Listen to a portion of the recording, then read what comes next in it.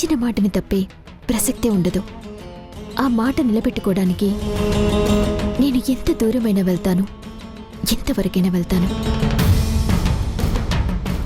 నువ్వు మాట గురించి చెప్పి చాలా మంచి పని చేసావు జానకి. ఇప్పుడు నువ్వు ఇలా మాట్లాడకపోతే ఈ భూమి వచ్చి నీ దగ్గర అన్నీ మాట్లాడేది. కానీ ఇప్పుడు నువ్వు చెప్పిన మాటని అస్త్రంగా మార్చి భూమి నీతో ఏ మాట చెప్పకుండా ఆపుతాను.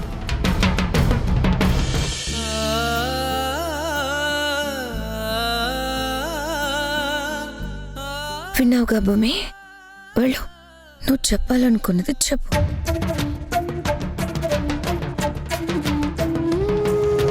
ఏంటి ధైర్యం సరిపోవట్లేదా? అడుగు ముందుకు పడట్లేదా?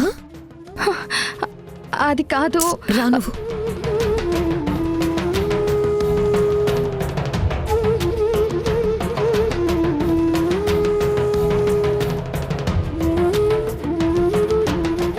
ఏంటి చూసావా? నిన్ను ఎంతగానో అభిమానించే జానకిని నువ్వు మోసం చేస్తున్నావని నీకు బాధగా ఉంది. అందుకే నిజం చెప్పాలని వెళ్ళావు. కానీ ఎందుకు ఆగిపోయావు? జానకి మాట గురించి ఎలా మాట్లాడిందో నువ్వే విన్నావు కదా. నీ పెళ్లి జరిపిస్తానని అనుకున్న మాట ప్రకారం అమ్మమ్మ మాట నిలబెడతానని అమ్మమ్మకు మాట ఇచ్చేసిందంట. అందుకే నీలో మార్పు వచ్చేలా చేసి ఈ పెళ్లికి తనే సూత్రధార అయింది.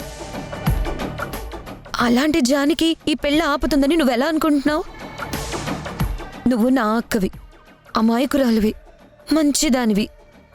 అలాంటి నువ్వు బాధపడుతుంటే నేనెలా చూస్తూ ఊరుకుంటాను చెప్పు? అందుకే ఏ రోజుకైనా సరే, ఎవరితో ఎన్ని మాటలు పడినా సరే ఏమీ ఇబ్బంది పడకుండా నేను నీకు అండగా నిలబడతాను. దానికోసం నేను ఒకటి చేసి చూపిస్తాను.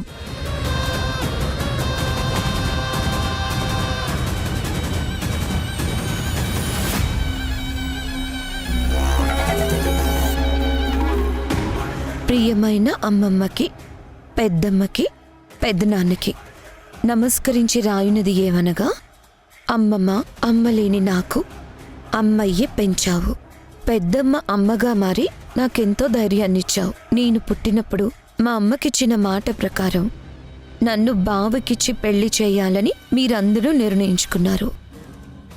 పుట్టినరోజు నాడు నా మనసేంటో చెప్పినా సరే మీరు అర్థం చేసుకోకుండా గట్టిగా అడిగేసరికి తప్పనిసరి పరిస్థితుల్లో నేను ఈ పెళ్లి చేసుకుంటానని మాటిచ్చాను. కానీ నా మనసులో లేని దాని గురించి నేను ఆలోచిస్తూ ఎంతో మదన పడుతున్నాను. బావని పెళ్లి చేసుకోవడం నాకిష్టం లేదు. దానికి కారణం కూడా నాకు తెలీదు. కానీ ఇష్టం లేని పెళ్లి చేసుకోకూడదని ఒకప్పుడు బావే తీర్పు చెప్పాడు. అలాంటి బావ నా బాధను అర్థం చేసుకుంటాడు అని మీరు కూడా నన్ను అర్థం చేసుకుంటారని ఆశిస్తున్నాను. ఇందులో జానకికి ఎలాంటి ప్రమేయం లేదు. తను నాకు ఏ విషయం చెప్పలేదు. తను చాలా మంచిది. జానకి గురించి మీరెవ్వరూ తప్పుగా అనుకోకండి. ఇట్లు మీ భూమి. అదేంటి అలా రాసావు? అప్పుడే కదా నిన్ను అందరూ అర్థం చేసుకుంటారు. దానికి ఉత్తరం రాయడం ఎందుకు? ఇప్పుడే చెప్తే సరిపోతుంది కదా.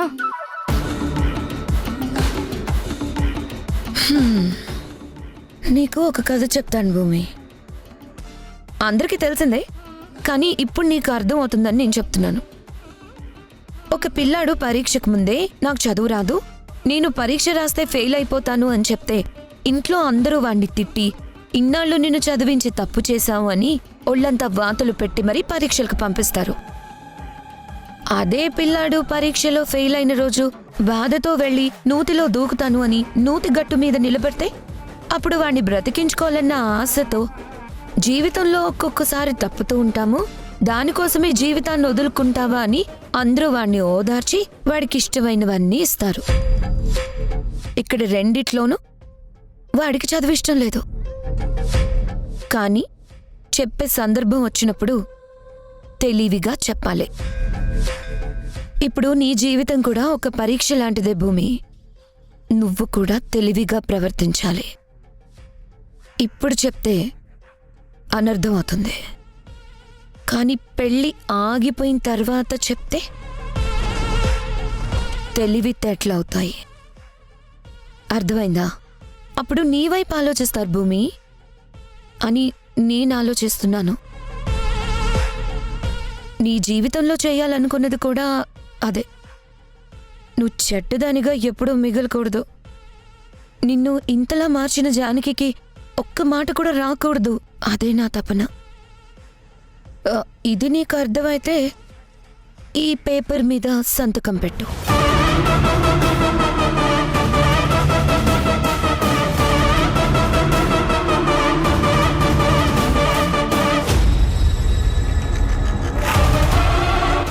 పెట్టు.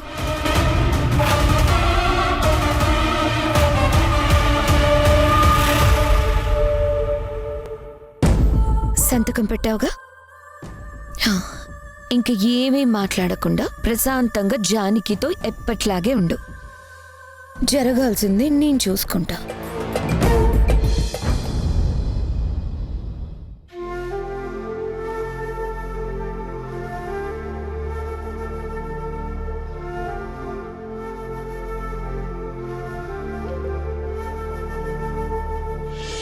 భూమి, భూమి, భూమి, ఏంటి బావా? Happy birthday! ఏంటి భూమి ఇది? నేనేం చెప్పాను అంతలా భయపడతావేంటి? హ్యాపీ బర్త్డేనే కదా. ఎందుకు బావా? మామూలుగానే చెప్పొచ్చు కదా. అంత గట్టిగా అరిచి చెప్తే నాకెంత భయం వేస్తుంది. అమ్మా భూమి, నీకు అనవసరంగా మా అమ్మ భూమిజా అని పేరు పెట్టింది. మేమందరం భూమి అని పిలుస్తున్నాం గానీ నీకు పెట్టాల్సిన పేరు భయం. నిన్ను నువ్వు చూసినా భయపడతావు, ఎవ్వరు చూసినా భయపడతావు. ఇంత భయమైతే ఎలా బతుకుతావు భూమి? మీరందరూ ఉన్నారు కదా నాకు ధైర్యం చెప్పడానికి. అబ్బో, ఇంత భయంలో కూడా ధైర్యంగా సమాధానం చెప్పావు. ఈ రోజు నీ పుట్టినరోజు. నువ్వు ఇలా ఏడిస్తే అస్సలు బాగుండదు. పుట్టినప్పుడు ఏడిస్తే బాగుంటుంది కానీ పుట్టినరోజున ఏడిస్తే అందరూ నన్ను తిడతారు. నువ్విలా అరిస్తే నేను ఇలాగే ఏడుస్తాను. సర్లే, నీకోసం గిఫ్ట్ తీసుకొచ్చి మర్యాదగా ఇచ్చి వెళ్ళిపోకుండా నేను ఇలా అరిచి నీకు హ్యాపీ బర్త్డే చెప్పడం ఇదిగో నాది బుద్ధి తక్కువ. ఏంటి బావా, నా కోసం గిఫ్ట్ తీసుకొచ్చావా? ఏంటది? నేను అలా సరదాగా బయటికి వెళ్తుంటే కొన్ని బొమ్మలు కనిపించాయి. మా ఇంట్లో బొమ్మలతో ఆడుకునే పిల్లలు ఎవరూ లేరు కదా అని ఆ బొమ్మను అలా చూస్తున్నప్పుడు నువ్వే నాకు గుర్తొచ్చావు.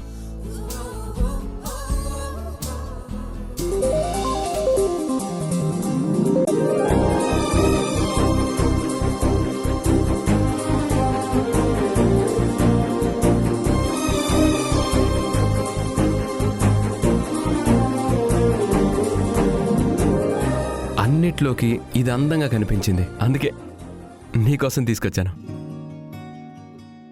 తీసుకో.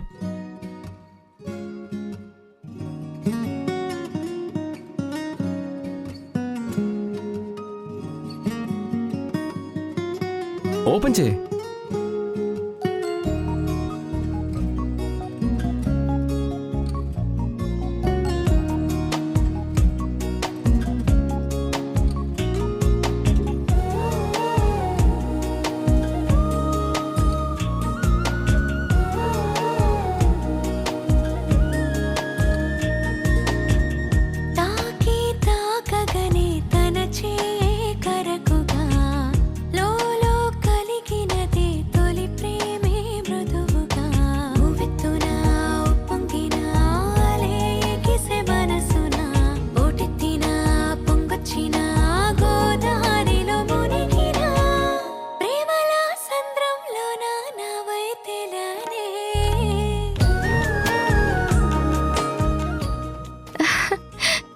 ఈ బొమ్మ ఎంతో బాగుంది బావా. నువ్వు నాకు ఇచ్చిన ఫస్ట్ గిఫ్ట్. నిజంగా చాలా బాగుంది. Thank you. చూసావా, ఇప్పుడు నువ్వు నవ్వుతూ ఉంటే ఎంత అందంగా ఉన్నావో. చాలా బాగున్నావు. నువ్వెప్పుడు ఇలాగే ఉంటే నేను హ్యాపీగా ఉంటాను. అంతేగాని నీ చేతిలో ఉన్నది నా మీద పోసినా సరే, నేను కనిపించినప్పుడు నువ్వు ఇలా ఏడ్చినా నేను బాధపడుతూ ఉంటాను. ప్లీజ్ భూమి, నువ్వెప్పుడు హ్యాపీగా ఉండు. నీకు ఎన్ని బొమ్మలు కావాలంటే అన్ని బొమ్మలు కొని పెడతాను.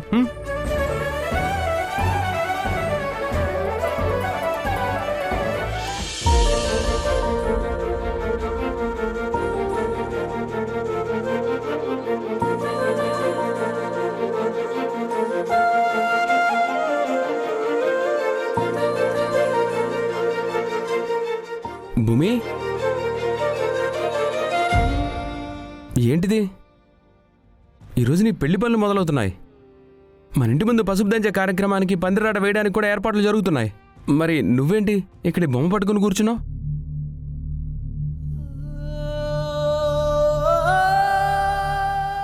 ఈ బొమ్మ ఏంటో నీకింకా గుర్తు రాలేదా బావా? ఇది మన సిటీ ఇంట్లో ఉండేది కదా, అది గుర్తుంది. ఒకసారి నువ్వు పడైపోతుంటే నేనే వచ్చి పట్టుకున్నాను, అది కూడా గుర్తుంది.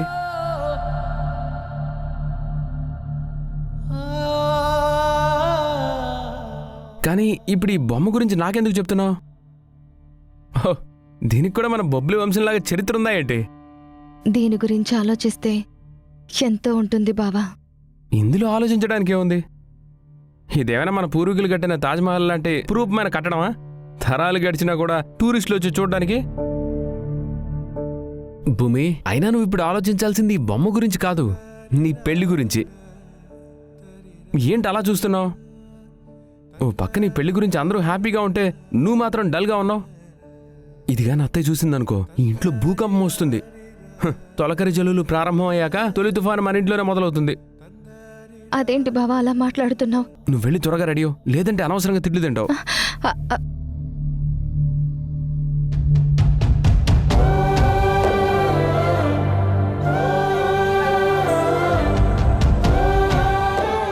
బావా, ఇది నువ్వు నాకిచ్చిన ఫస్ట్ గిఫ్ట్. నీకు గుర్తు లేకపోయినా ఇది ఎప్పటికీ నాకు గుర్తుండిపోతుంది. అలిగిండే ఆ సెందురుడు కలువాని కన్నులరేడు ఒంటిగనే వరదాగూటి ఇంటిలో కూసున్నడు సూడే జాబిలినే మేఘారాసి జడలిప్పి కప్పినాయే మినుకుమనే మిన్నుల్లోనా పీనాయే నీతేనే పెదవుల నిప్పి నింగి దిగి రమ్మని వేడే అల్లంతా పైన కెగసి అలలతో కబురంగావే.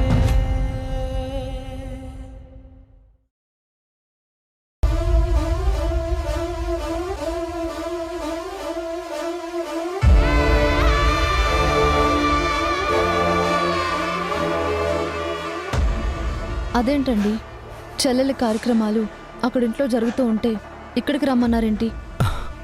ఏం చేయమంటావు? జరుగుతున్న కార్యక్రమం బాధ కలిగించేదే కానీ అంతకన్నా ఎక్కువ బాధ ఇప్పుడు నా మనసులో ఉంది. నీకేం చెప్పాలో ఎలా చెప్పాలో కూడా నాకు అర్థం కావడం లేదు. నిజమేనండి, దక్ష వెళ్ళిపోయిందంటే మనమే కాదు అందరూ బాధపడుతున్నారు. కానీ ఏం చేస్తాం, ఆ భగవంతుడు తనకి అంతవరకు ఆయుష్ ఇచ్చాడు. ఇప్పుడు నేను దక్ష గురించి బాధపడటం లేదు, తను నీకు చేసిన అన్యాయం గురించి ఆలోచిస్తూ బాధపడుతున్నాను. ఏంటి, నా చెల్లెలు నాకు అన్యాయం చేసిందా? నీకింకా అర్థం కాలేదా? నిజంగానే అర్థం కాలేదు. అసలు మీరు దేని గురించి మాట్లాడుతున్నారు? చూడు రుద్ర, అధికారం నీ పాదాల కింద ఉండాలని నీకన్నా ఎక్కువ నేను కలగన్నాను. అది నీకొచ్చినందుకు ఆనందించాలా లేక కేవలం అది ఒక భ్రమ అని తెలిసి బాధపడాలో నువ్వే చెప్పు. ధర్మపీఠం మీద కూర్చోవాల్సింది నేనేనని నా చెల్లెలు చెప్పింది కదా, ఇంకెందుకు ఇలా మాట్లాడుతున్నారు? నువ్వు ఎంత అమాయకురాలు రుద్ర. చెల్లెల మీద అభిమానంతో కాదు, తానేం చెప్పిందో ఒక్కసారి ఆలోచించు.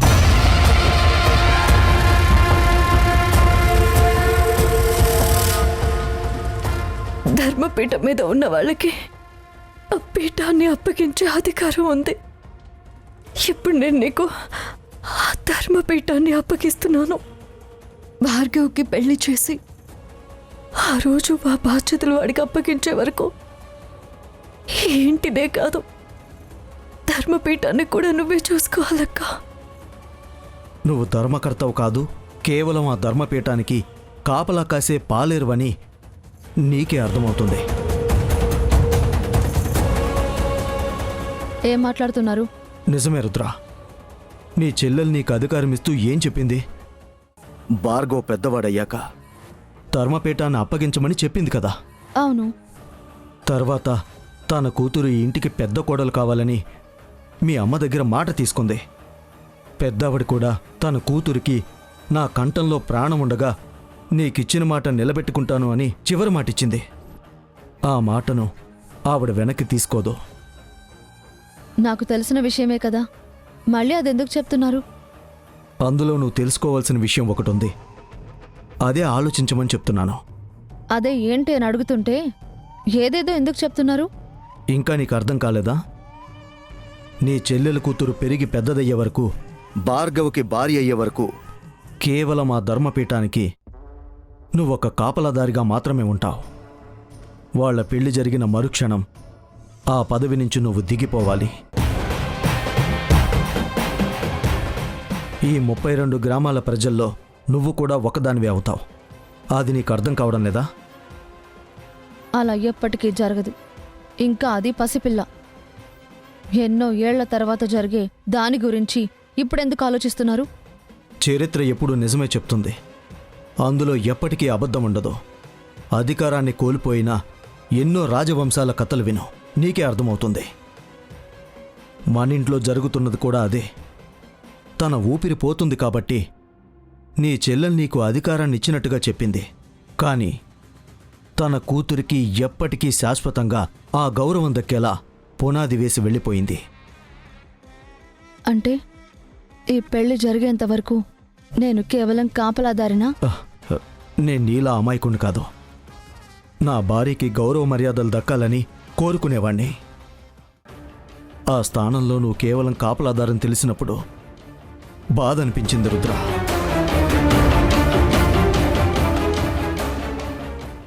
నువ్వు దేవతవని అందరూ అంటుంటారు, కానీ అలా కాదు.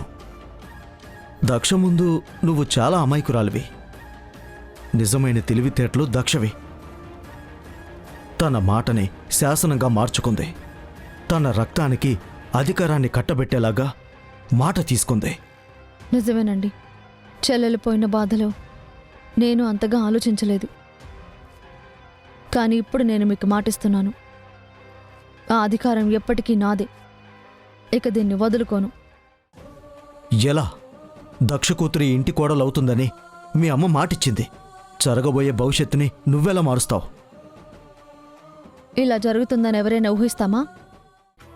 దక్ష అర్ధాంతరంగా వెళ్ళిపోతుందని తనేమైనా ఊహించిందా? ఆ భగవంతుడు రాతని ఎలా రాశాడో చూశారు కదా. కానీ ఇప్పుడు కొత్త రాతని నేను రాస్తాను. ఏంటి రుద్ర నువ్వనేది? విధాత రాసిన రాతను చెరిపేసి విధిరాతను నువ్వెలా మారుస్తావు? మారుస్తానండి. నేను రాసే కొత్త రాత ఏంటో చెప్తాను వినండి. మా అమ్మ దగ్గర కోడలిగా పెరిగిన పిల్ల ఒక పిల్లి పిల్లలాగా పెరుగుతుంది. అత్యంత భయస్థురాల్లాగా పెరిగేలాగా నేను చేస్తాను. ఇప్పుడు మనకి పిల్లలు లేకపోవచ్చు, కానీ ఖచ్చితంగా నేను కూడా ఒక ఆడపిల్లకి జన్మనిస్తాను. నా కూతుర్ని బొబ్బిలి వంశం సింహాసనం మీద కూర్చోగలిగే బెబ్బులి పులిలా పెంచుతాను. నా మేనల్లుడు జీవితంలోకి నా కూతురు మాత్రమే వచ్చేలాగా చేస్తాను. నా తర్వాత ఆ ధర్మపీఠం మీద కూర్చునేది నా మేనల్లుడు. తన భార్య హోదాలో మన కూతురు. ఇందులో ఎలాంటి మార్పు ఉండదు. నువ్వు మాటిస్తే నిలబెట్టుకుంటావని నాకు తెలుసు. కానీ మీ అమ్మకిచ్చిన మాటను కాదని, రేపు భవిష్యత్తంతా ఇలాగే ఉంటుందని ఎలా ఊహించాలో నాకు అర్థం కావడం లేదు. చూడండి, నా తలరాత ఇంతేనని బాధపడుతూ కూర్చునే మామూలు మనిషిని కాదు నేను. నేను పుట్టింది బొబ్బిలి రాజవంశంలో. ఇది నేను స్వార్థంతో చెప్పలేదు. రాజరికంలో ఉన్న రాజనీతి విఘ్నతతో చెప్తున్నాను. వంశానికి పెద్దదాన్నైనా అధికారాన్ని అనుభవించే హక్కు నాకుంది. ఆ హక్కుతోనే చెప్తున్నాను. నా తదనంతరం నా బిడ్డలకి అధికారం దక్కేలా చేస్తాను. అది మీరెందుకు నమ్మడం లేదు? నేను నిన్ను కాకపోతే ఇంకెవరిని నమ్ముతాను? నువ్వే నా ప్రాణం. కానీ ఇదే జరిగేలా చేస్తానని నాకు మాటివ్వు.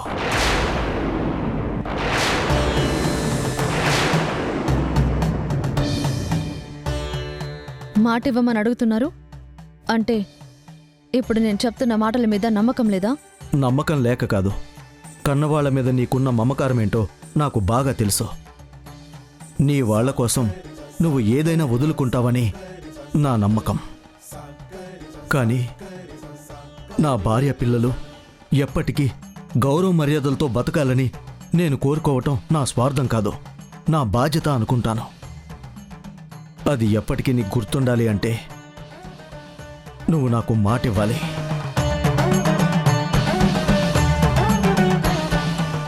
నువ్వు నాకు మాటిచ్చావంటే పరిస్థితులు ఎలా మారినా నువ్వు ఆ మాట నిలబెట్టుకుంటావని నాకు నమ్మకం ఉంటుంది. మీకు మాటిస్తున్నానండి. నా కన్న కూతురి నా తదనంతర వారసురాలు. ఈ కన్ను మూత పడే వరకు, నా చివరి శ్వాస ఉన్నంత వరకు ఆ ధర్మపీఠం మీద నేనే కూర్చుంటాను. ఈ బొబ్బిలి వంశాన్ని నేనే ఏలుతాను. నా తర్వాత నా స్థానంలోకి నా కూతురు, నా మేనల్లుడి భార్య స్థానంలో వస్తుంది. ఇందులో ఎలాంటి మార్పు ఉండదు.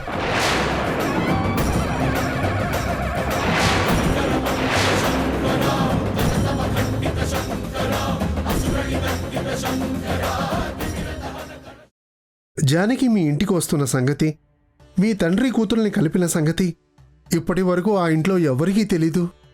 అందుకని చెప్పండి. అందుకని ఎలాంటి పరిస్థితి వచ్చినా సరే జానకి వల్లే భూమి ఇక్కడికి వచ్చిందని ఆ నిజాన్ని బయట పెట్టకండి. అది నా కూతురికి ప్రమాదం అవుతుంది. ఆ నిజాన్ని ఎప్పటికీ మీలోనే దాచుకుంటానని నాకు మాట ఇవ్వండి బాబు. సక్కరి సక్కరి సక్కరి